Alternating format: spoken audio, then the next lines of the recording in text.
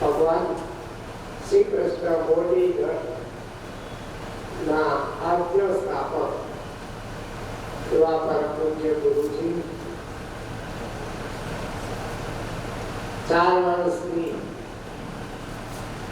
હું તમારી રાહ જોતો તો 5 વર્ષ ગયા, પણ ફોન ઉપર અઠવાડિયે 10 દિવસ નિયમિત જેમના આશીર્વાદ મળે, જેમની સાથે એટલી આત્મીયતા, મારા સુખ મારા દુઃખમાં ભગવાનની જેમ હાજર થઈને આશીર્વાદ આપે અને કહે ગમુભાઈ તમે ચિંતા ના કરો, હું તમારી સાથે છું. એવા જગતગુરુને હું વંદન કરું છું, એમના આશીર્વાદ લઉં છું. ગુરુજી આજે કોરોનાના લઈને મારા બાળકો નથી પણ મારા શિક્ષકોને જ્યારે વાત કરી દિવ્યાબેનને બહુ રાજી થઈને મને કહે કે ખરેખર ગુરુજી આવવાના છે. 10 વાગ્યાનું મેં એમને કહ્યું, પણ મને ખબર હતી કે ગુરુજીનું સુરતમાં બહુ લોકો એમને કહે, પણ જ્યારે આ સંસ્થામાં આવવાનું હોય ત્યારે બધા જ કાર્યક્રમો રદ કરી આ સંસ્થામાં અચૂક આવે, જગ્યા પાવન કરે. આ કોઈ સામાન્ય વ્યક્તિ નથી. મારા શિક્ષકો તો બધા ગુરુજીને જાણે છે. આ જગત ગુરુને દેશના મોટા મોટા રાજકીય નેતાઓ એમના આશીર્વાદ દેતા હોય છે. દેશ વિદેશના સન્માનિત રાષ્ટ્રીય નેતા, વડાપ્રધાન હોય, નેપાળના વડાપ્રધાન હોય કે પછી ભારતના વડાપ્રધાન હોય, બધા જ ગુરુજીની સાથે એમના આશીર્વાદ લેતા હોય. આપણા માટે બહુ સરળ વાત છે. સરળતાથી આપણી સાથે આવી જાય. હું કહું કે આમ કરવાનું કે ગુરુજી હસતા હસતા કે કનુભાઈ મારાથી તમારી સામે કોઈ ના નથી કહેવાનું. તમે કેવી વ્યક્તિ છો કે હું તમારી સાથે ના કહી શકું. આજે 2 દિવસથી મને ખબર હતી, એમનો ફોન આવી ગયો કે હું દ્વારકાથી મોડી રાત્રે સુરત આવીશ. બહુ કાર્યક્રમો છે, પણ તમે કોઈ કાર્યક્રમ કહેલો. મેં કીધું 11 વાગે, તો કે કાંઈ વાંધો નહીં. અત્યારે થોડી વાર પહેલા સીટી સાહેબની ઓફિસમાં હતા અને ત્યાં વૃક્ષારોપણ કર્યું. જ્યારે આપણા શહેરના ખૂબ મોટા પ્રતિષ્ઠિત વ્યક્તિઓ ગુરુજીને વંદન કરતા હોય, આ જગ્યા આપણી પાવન કરવા આવે છે. કોઈ ઋણાનું વંદન છે. આ બાળકો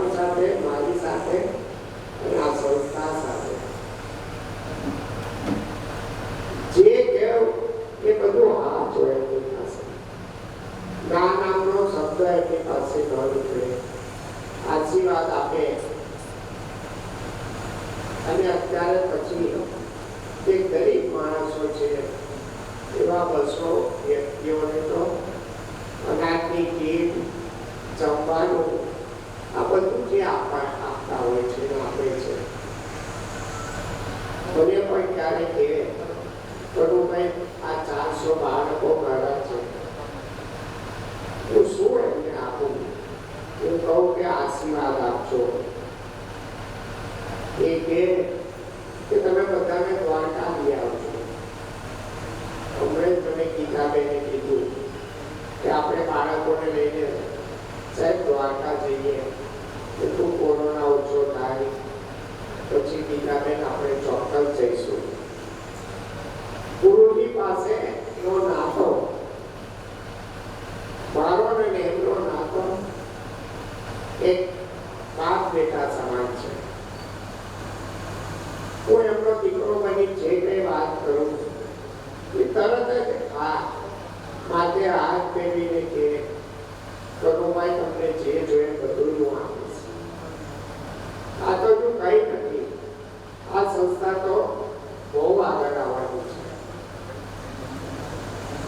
ત્યારે હું કહેતો કે ગુરુજી મને તમારા આશીર્વાદ જ જોઈએ છે.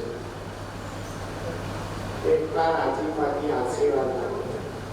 એ તો કોને મળી હોય કે હરિદ્વારથી ફોન કરે, કાશી ગયા હો તો કાશીથી ફોન કરે, મુંબઈથી ફોન કરે, દ્વારકાથી ફોન કરે.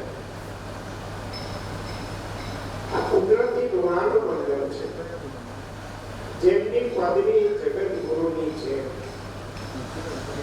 હજીના આશીર્વાદ આપણા પૂર્વજોએ આપણે લોકો તો દિવસે દિવસે ભૂલવા માંડ્યા, પણ આપણા પૂર્વજો 4 જગતગુરુ શંકરાચાર્યની ભગવાન શંકરે સ્થાપના કરેલી એમાંના દ્વારકાના આ પીઠના જગતગુરુજી આપણા નજીકના અને આપણા પરિવારના છે.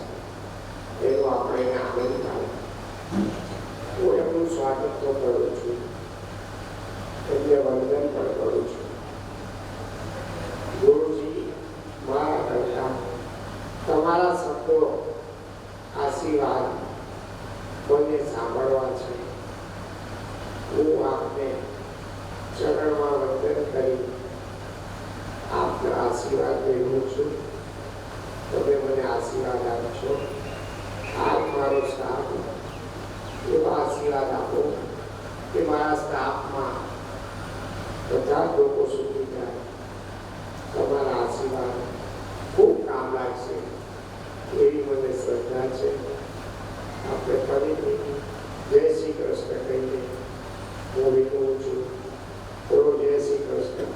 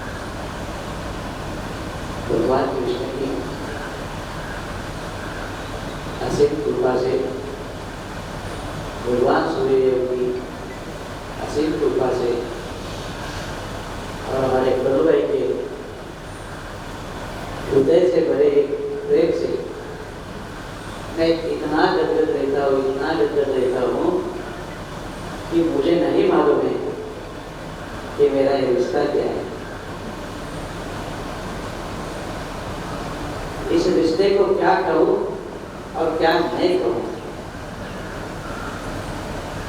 जहाँ जाता हूँ तो मैं यही प्रार्थना करता हूँ कि करो भाई विश्व विख्यात हो, करो भाई विश्व विख्यात नाम हो, और करो भाई के पास विश्व के सारे लोग आके करो भाई का सम्मान करे, आदर करे, आदर्श अपने देशों में दे कि एक विकलांग दिव्यांग स्कूल किस तरह से चलती है, किस तरह से चलाई जाती है, और किस तरह से उनके बच्चों को अपनापन दिया जाता है। यदि अगर ये कहीं देखना है तो सिर्फ और सिर्फ बस किसी दिव्यांग स्कूल में ही मिल सकता है, क्योंकि यहाँ दोनों भाई बच्चे से भी प्यार बच्चे से करते जाता है। ये मेरा अनुभव है। यहाँ मैं जितनी बार आया हूँ, एक दिन प्रसंग तो ऐसा है कि मैं यही करना निश्चित हो गया। दोनों भाई का कि नहीं, बाजू के रूम में मैं सोचूंगा मेरे रूम में यहाँ अब उनके बोले माँ बाप अपनी जगह में पहले होते फिर दूसरी जगह। तो ये माँ का प्यार, बाप का प्यार, गुरु का प्यार, भाई का प्यार, बहन का प्यार, ये जो भी पाते हैं भगवान कृष्ण ने तैयार करके रखा है, इसलिए उनका नाम कन कन में भाई भराए होते हैं, मन मन में भाई भराए होते हैं। और ऐसा प्यार किससे मिलता है? नसीब वाले। ऐसे किसी किस्मत वाले के पास ही भगवान बद्री विशाल का, गंगा जल का, पहले स्नान का जल ऐसे जल्दी बाहर नहीं मिलता। लेकिन मैं कल भाई को जल दिया, क्योंकि मैंने निश्चित किया था पहला ही जल देना है, बाकी सबको देना है। तो सुबह की बात थी, सूरत के अंदर 2.5 लाख वृक्ष लगाने का मैंने संकल्प किया है। कल जन्मदिन होने के कारण अंतर्राष्ट्रीय लोक ऊर्जा सेना, उसमें महेश पाटिल, उसके कई बच्चे आज काम करने के अग्रसर हो गए। हमने कहा कि हर घर के ऊपर एक पौधा होना जरूरत है, एक गुड़ों का एक पौधा घर के ऊपर लगाने का। पौधे हम लोग देंगे, चाहे कितना ही खर्चा होने लो, पौधा हम देंगे। हफ्ते में एक बार आके देख के भी जाएंगे कि पौधे कैसे हैं। इस सूरत के अंदर सिर्फ गौरव भाई की वजह से एक मेरे मन में भावना जगी कि यहाँ ही कुछ होना चाहिए, और यहाँ शुरुआत यहीं से करना चाहिए। तो 1 लाख जब पूर्ण होगा तो मैं महेश पाटिल को कहूँगा कि गौरव भाई का 1 लाख वाला जो होगा, 1 लाख 1 वाला गौरव भाई के हाथ से का, जो 1 लाख से 1 ऊपर है हमारा गौरव भाई, और इससे 1 लाख 1 का पौधा गौरव भाई के नाम से हम लोग यहाँ लगाएंगे, ऐसा मन संकल्प है। प्रधानमंत्री नरेंद्र भाई मोदी यही कहते हैं कि कितने 60 साल के जन्मदिन पर कितना पौधे लगाओगे? मैं लगा दूंगा। बोले कितना लगाओ? बोले कम से कम बिजनेस है उसका एक आंकड़ा तो बताओ। मैं बोला कुछ नहीं है, 11 लाख तो करा देंगे। तो 11 लाख पौधे किसके पास होंगे? कार्यकर्ता के पास होंगे। हम चाहते हैं कि आपके पास आने वाला हर इंसान को एक पेड़ जरूर लगाना चाहिए। नहीं तो ऐसी महामारी आएगी, इस महामारी को मारना है तो घर घर में वृक्षारोपण होना है। ये संकल्प रखिए आप सब। आप जहाँ भी जाएंगे उनको कहेंगे एक पौधा लगाओ, कहीं भी जाइए एक पौधा निश्चित लगाओ। और नहीं संभाल सकते हैं तो यहाँ गौरक्षा सेना के हमारे कार्यकर्ता है, उनको कहेंगे इनको आगे पानी डालो, तो वो अपने हाथ में जवाबदारी दे देंगे। पर पौधे लगाओ, पौधे बढ़ाओ। और ऐसे कार्य को बढ़ाने के लिए दोनों की ऊर्जा तो यहाँ ही है। इस ऊर्जा से, इस चैनल से घर घर में पौधा लगाओ। जब इन बच्चों से भी जब 1,51,000 होगा तो इन बच्चों से भी हम जितने बच्चे होंगे वो हर बच्चे के हाथ से एक पौधा लगाए, ताकि दिव्यांगों ने भी ये पौधे लगाए हैं और इसको संभालने का सौभाग्य ये आगे बड़े कंपनी के कोई व्यक्ति को ही देंगे, ताकि वो मेंटेन हो। तो ये कार्य जो है सिर्फ हम मिलने नहीं आते, उन बच्चों का सम्मान करके उनकी यादगारी भी देना चाहते हैं, वो देगा। ये कार्य सिद्धि को चलने के लिए कन्वय देंगे उन बच्चों का, हर बच्चों के हाथ से आपको नहीं देंगे। जैसा होगा जैसा समय होगा उस समय ये हमारा महेश जी आएंगे और यहाँ उन बच्चों को लेके जाएंगे, लेके लाके छोड़ देंगे और उनके हाथ से उपचार होगा। ये दृढ़ निश्चय, इन बच्चों के साथ मेरा हृदय मैंने हृदय में डाल के रखा है कि ये कभी भी तुम्हारा है और यहाँ से जितनी मांग आएगी वो भगवान पूरी करने के लिए मैं सक्षम है। भगवान को कह सकता हूँ कि ये करूँगा की इच्छा पूर्ण होनी है और होनी है, इसे कोई रोक नहीं सकता, क्योंकि मेरा यदि अगर कोई तब का फल है तो करूँ भाई के हर संकल्प को पूरा करने के लिए तो कभी भी भगवान को उससे ले मैं देने के लिए तैयार। मेरी आत्मा, ये आत्मा सदैव उनके समर्पित है, उसे कभी किसी की दूसरे की एक बोलने की जरूरत नहीं है। हमारे मंगेश्वर है, हमारे मन जी है, इनके साक्ष्य में बोलता हूँ कि मेरा हृदय तो इधर है, ये कहीं और नहीं है। बस मुझे समय नहीं मिलता है, इसलिए कभी कभी फोन से बात कर लेता हूँ, समाधान होता नहीं है और करा लेता हूँ। समाधान मिलने से भी ऐसा होता है कि आप थोड़ा ठहरे भी जाएंगे, और समय घड़ी ऐसी है कि इतने लोगों को आस्था है कि एक 2 मिनट मेरे यहाँ आएंगे, तो मैं किसी नाराज नहीं करना चाहता हूँ। इससे दोनों भाई की इस प्यार को, लाड को सदाई मेरे हृदय में रखा हूँ, रखूंगा। इसे कोई बदलना नहीं सकता है।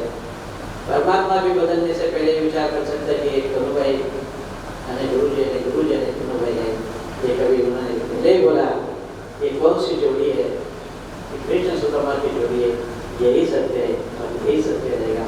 जय द्वारकाधीश। आचार्य कृष्णदेवानंद गिरी जी महाराज, सूर्यपीठ, मुरली मंदिर, द्वारका, जूना अखाड़ा। आज यहाँ कन्हू भाई के प्यार से सूरत में दिव्यांग बच्चों के भाव को मिलने के लिए मैं आया हूँ। मेरा तन मन धन जो भी है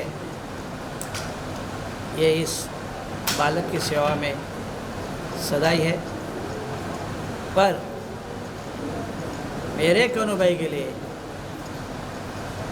ये कभी दूर ही नहीं है। और ऐसे कन्हू भाई के लिए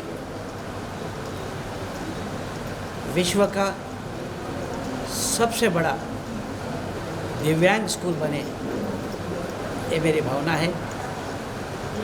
दिव्यांग यूनिवर्सिटी बने, ये मेरी भावना है। और सरकार के पास इस देश के अंदर इतने दिव्यांग हैं जिनको कोई भी तरह का मदद नहीं है, पर यदि अगर ये सारे दिव्यांग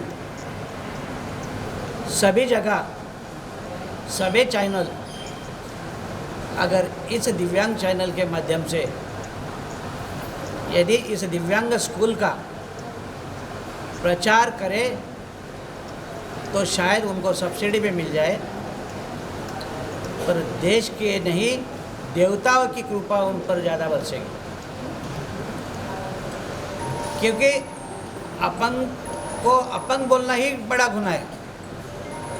पर दिव्यांग के अंदर जितने दिव्य ज्योति है वो हर ज्योत उनके घर के अंदर अपने दिए के समान जलती हुई दिखाई देगी जब वो दिव्यांग का सेवा करेंगे। लोग भटकते हैं, भटकते व्यक्ति को यदि अगर इस दिव्यांग स्कूल का पता बता दे, मार्गदर्शन करे कि यहाँ सचमुच में आपकी सेवा होगी, कुछ भी नहीं है, उनका कोई भी नहीं है, उसका करूँ भाई टेलर यहाँ बैठे ही है, तो कोई भी दिव्यांग ऐसा न समझे कि मुझे कौन संभालेगा। तो संभालने के लिए भगवान द्वारकानाथ ने यहाँ कनु भाई को बैठाया है सूरत में, और जो कनु भाई यहाँ सूरत में बैठे हैं तो ऐसे दिव्य रूप करके बैठे हैं कि लोगों को अंधेरे में भी उनको दिखने का सौभाग्य हो जाएगा, क्योंकि हर हृदय में इनका वास है। लोग कहते हैं दिव्यांगों का बहुत द्वेष करते हैं, पर द्वेष मत करो, आप उनको यहाँ ला के छोड़िए, नहीं तो हमारे लोक रक्षा सेना के सभी लोगों को, कार्यकर्ताओं को कनु भाई भेजेंगे और उनको वहाँ से लेके आके हमारे कार्यालय, हमारे यहाँ के व्यवस्था में उनको प्रचलित करेंगे, क्योंकि यहाँ दिव्यांगों का करता बैठा है, हरता बैठा है, और ये अपनी भावना है। ये मैं तो छोटी वाणी से आपको कह रहा हूँ, जिस दिन ऐसा नहीं कह सकता, लेकिन कुछ ही दिनों के अंदर जो आज हमने कहा है वो कनु भाई करके दिखाएंगे। इसलिए दाताओं कर भरते हैं तो थोड़ा सा कर यहाँ भी भेज दीजिए, ताकि इन सभी दिव्यांगों की सेवा बन जाए। आपके घर में इनकम टैक्स आके बहुत कुछ लेके चला जाता है, लेकिन दिव्यांगों को दोगे तो उसमें कम से कम इनकम टैक्स में भी आपको रिबीट देने वाले हमारे पास ATG भी है, 35AC भी है और FCR भी है।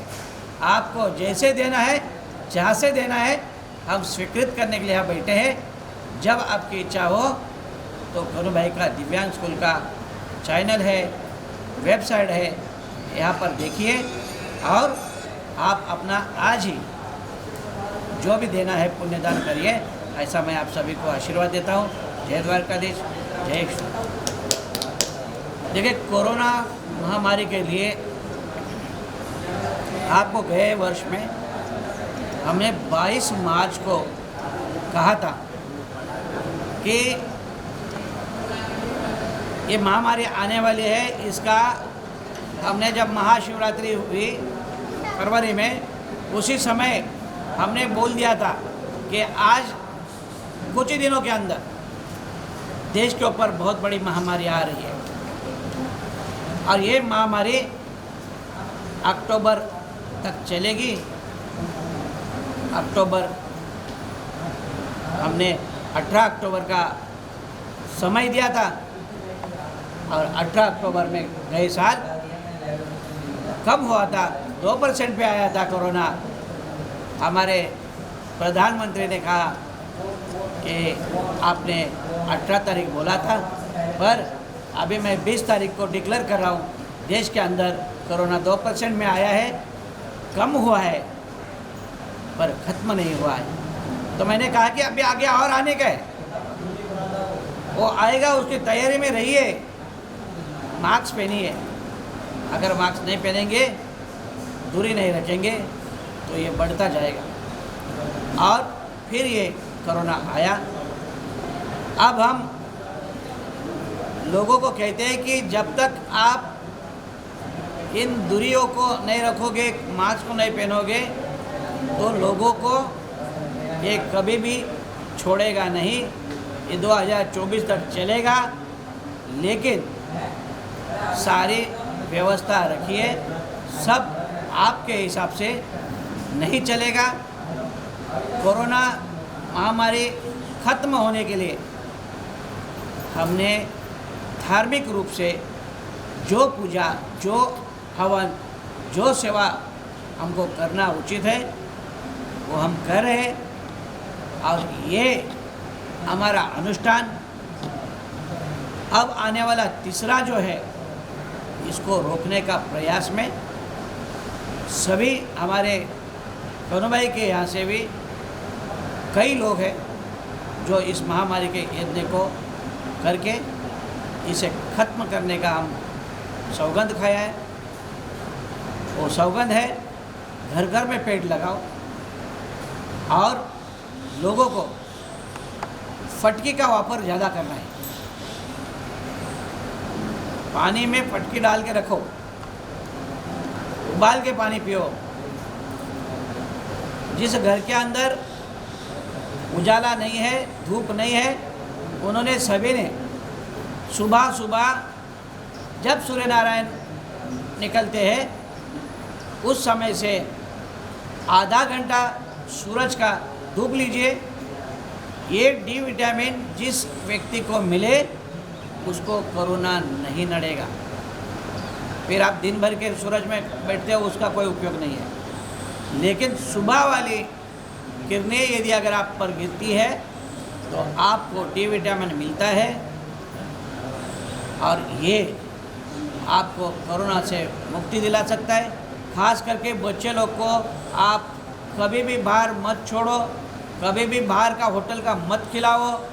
कोई भी होटल का खाना इस समय आपको नुकसान देने वाला है। लेकिन बच्चों के लिए सबसे बड़ा उपाय, बच्चों को गर्म पानी उबला हुआ दिया करो, ठंडा पानी जरा भी मत दो।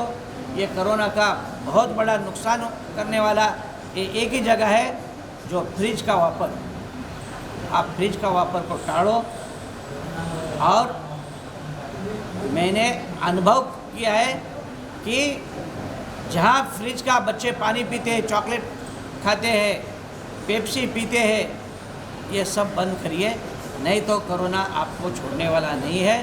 इसलिए आज आप सौगंध खाइए, हमने जैसे खाई वैसे आप भी सौगंध खाइए कि फ्रिज का पानी हम नहीं पिएंगे, फ्रिज का कोई भी ठंडा चीज़ नहीं खाएंगे, क्योंकि कोरोना उसी में बैठा है। इसलिए आज विशेष रूप से ये आपको कोरोना के बारे में मैं आपको कह रहा हूँ, ये आप सब ध्यान रखिए। आपको भगवान कोरोना से बचाए। और उसकी कोरोना की बूस्टर की दवा भी हमने बनाई है, वो भी आपको किसी को लगे तो आप हमारे कनु भाई से कहिए, हम आपको कोरोना की बूस्टर दवा बनाई है। जो ऑक्सीजन नहीं है, अगर वेंटिलेटर पर भी है तो उसको तीसरे दिन वेंटिलेटर से वो निकल जाएगा। ये कोरोना बूस्टर हमने बनाया जो है, ये आप अनुभव भी कर सकते हैं कि ये दवा आयुर्वेदिक है, 100% आयुर्वेदिक है। ये किसी के लिए बेचवारी के नहीं, हम लोग जो उसका कॉस्ट टू कॉस्ट है वो ही दे रहे, सेवा में दे रहे। ऐसा कोई उसका गलत खर्च मांगेगा, देना नहीं है। ये